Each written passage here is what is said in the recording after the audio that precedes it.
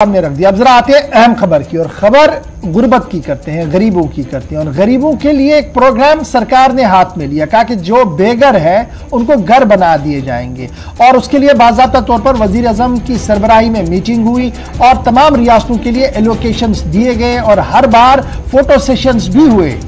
और जम्मू कश्मीर की जब हम बात करते हैं तो एप्पल टाउन सोपोर में भी माई टाउन माई प्राइड का प्रोग्राम किया गया। और उस माई टाउन माई प्राइड के दौरान कुछ बेनिफिशरीज को चुना गया जिन्हें कहा गया कि आपको सरकारी इमदाद मिलेगी और आप अपना घर, अपना आशियाना बनाएंगे। अच्छी बात थी, लोगों ने तालियां बजाई, अखबारों की जीनत बनी खबर, मीडिया में भी चली। लेकिन आज इस खबर का दूसरा पहलू आपके सामने रख रहा हूं, तस्वीरें जरा दिखाइएगा। आज सोपोर में सिविल सोसाइटी के अरकान ने खामोश धरना दिया। और यह धरना क्यों दिया गया, यह बड़ा इंपॉर्टेंट है।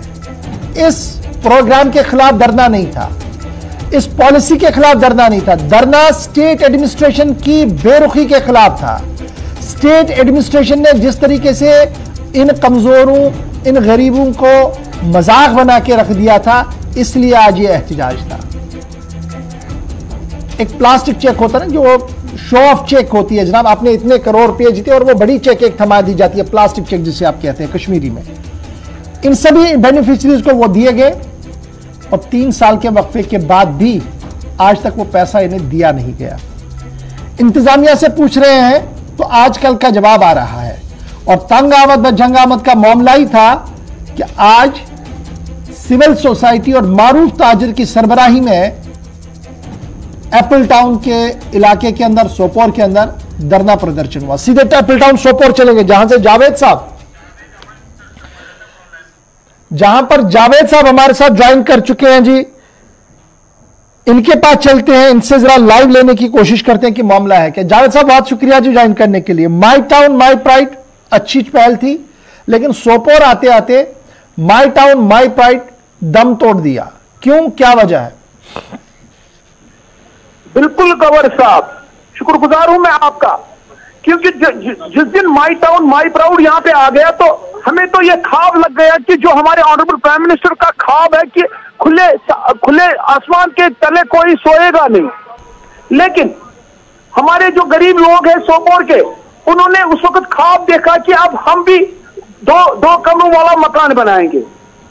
ठीक है, उन्होंने स्टार्ट किया काम बनाना, उन्होंने बनाया मकान अपने।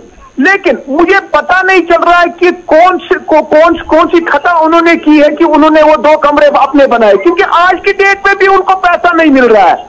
मुझे लग रहा है कि जो हमारे ऑनरेबल प्राइम मिनिस्टर का ख्वाब है, ये ख्वाब शर्में ताबीर नहीं होगा। हमें फिक्र है ऑनरेबल लेफ्टिनेंट गवर्नर तक, उसको ये सोचना पड़ेगा कि क्यों नहीं ये ख्वाब शर्में ताबीर आता है।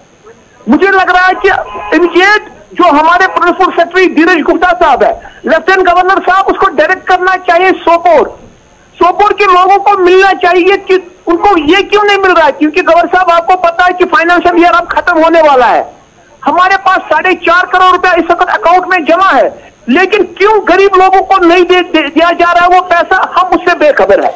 अच्छा जी जावेद साहब, बड़ा इंपॉर्टेंट है ये, जरा हमारे नाजरीन को बताइएगा। और हो सकता है दिल्ली बैठे कुछ लोग जो जम्मू कश्मीर को मॉनिटर कर रहे हैं, उनको ये बात जरा और समझ में आए। ये मामला कब का है, कितने लोगों को चुना गया था? मॉनिटर कर रहे हैं, मुझे लग रहा है कि बाज़ाब्ता कोई चाल उनके खिलाफ चल रही है। वो इनको बता रहे हैं कि हम जी जो सोपोर एप्पल टाउन अब अमन का शहर बना था, उसको फेल करने के लिए। क्योंकि गवर्नर साहब आप रोज मुझे सुनते हो, क्या तो हमारे ऑनरेबल लेफ्टिनेंट गवर्नर, क्या तो उसको ये पता नहीं है कि डिस्ट्रिक्ट बारामूला में कोई जगह सोपोर है। जावेद साहब, मैं एक चीज जानना चाहता हूँ, ये जो माई टाउन माई प्राइड हुआ था, ये कब हुआ था, क्या तारीख आपको याद है? और कितने बेनिफिशरीज को चुना गया था, कितने बेनिफिशरीज को? प्राइम मिनिस्टर का ड्रीम था माई टाउन माई प्राउड सोपोर में, तो सोपोर में आए वो, और उन्होंने सौतेली माँ का सलूक उस वक्त मेरी उन गरीब घरों के साथ किया, मेरी माओं के साथ किया और बहनों के साथ, जब उन्होंने प्लास्टिक के चक्के नकली उनको दे दी। गवर्नर साहब, हमें फिक्र है, खून के आंसू रोता है इंसान। हमें तो लग रहा था कि जो ही आर्टिकल 370 और 35A ये तो हमें बोल रहे थे कि दूध की नदियां हम बहलाएंगे, लेकिन मुझे नहीं लग रहा है कि दिल्ली वालों तक असली बात पूछती है। जावेद साहब, मैं जानना चाहता हूं कुल कितने बेनिफिशियरीज हैं जिन्हें अभी तक ये पैसा नहीं मिला? हाँ बिल्कुल, आज की डेट में इन्होंने हाल ही में 271 को जियो टैग कर दिया। जियो टैग करके भी उनको आज की डेट तक पैसा नहीं मिला। अच्छा, जिस दिन एक चीज समझिएगा मुझे, जिस दिन फंक्शन हुआ था, सरकारी फंक्शन, जिस दिन इन्हें वो चेकें थमा दी गई थी और उसके बाद इनको कहा गया आप दफ्तर आइएगा, वहां पर उनको बाकायदा तौर पर चेक दी जाएगी, क्या उससे पहले ये होमवर्क नहीं किया गया था? क्या वाकई तौर पर ये डिजर्व है, नहीं है, या ऐसे ही हौच पौच के तरीके में इन्हें लाया गया था? बिल्कुल गवर्नर साहब, ये लम्हे फिक्र है। आज की डेट में भी जो म्युनिसिपल काउंसिल सोपोर है और जो उनके मुलाजिम है, उनमें एक तालमेल है ही नहीं। तभी तो दर दर की ठोकरें लोग, गरीब लोग खा रहे हैं। तभी हम गवर्नर साहब आपको बोलते हैं कि हमारा जो धीरज गुप्ता है, कमिश्नर इनका है, एक बार वो सोपोर आए, वो देखे कि म्युनिसिपल सोपोर का क्या हाल है। वहां पे तो हाल बेहाल है, कोई तालमेल ही नहीं है। जो हमारे म्युनिसिपल काउंसिल के ऑनरेबल मेंबर्स है और जो हमारे मुलाजिम हजरात वहां पे, उनमें तो तालमेल ही नहीं है।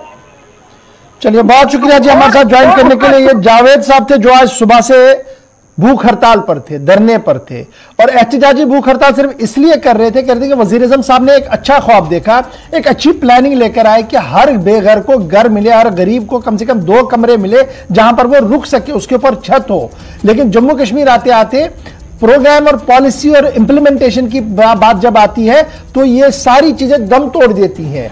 क्योंकि यहां आते आते, कल मैंने आपको म्युनिसिपल कॉर्पोरेशन श्रीनगर का हाल बताया था, आज म्युनिसिपल कमेटी सोपोर और डिस्ट्रिक्ट एडमिनिस्ट्रेशन बारामूला की बात बता रहा हूं, जहां पर फंक्शन के अंदर लोगों को लाया गया, उनको मीडिया के सामने रखा गया, मंत्री और कमिश्नर सेक्रेटरी साहब ने चेकें हाथ में थमा दी। बाद में पता लगा कि आज तक न तो वो चेक कभी कैश हुई और ना ही उन्हें यह बताया जा रहा कि पैसा दिया जाएगा कब। यह हमारी सरकारी मिशनरी का हाल है। और यह हाल कब हुआ? जब माई टाउन माई प्राइड चलाया गया, उस दौरान यह फोटो सेशन और ये सारी चीजें हुई, और आज ये गरीब सड़क पर आए और खामोश एहतजाज करते हुए लेफ्टिनेंट गवर्नर तक अपनी फरियाद पहुंचा रहे थे कि आया उन्हें इंसाफ मिलेगा या इसी तरीके से उन्हें आगे फिर भी आना पड़ेगा, एहतजाज करना पड़ेगा और श्रीनगर के राजभवन तक जाना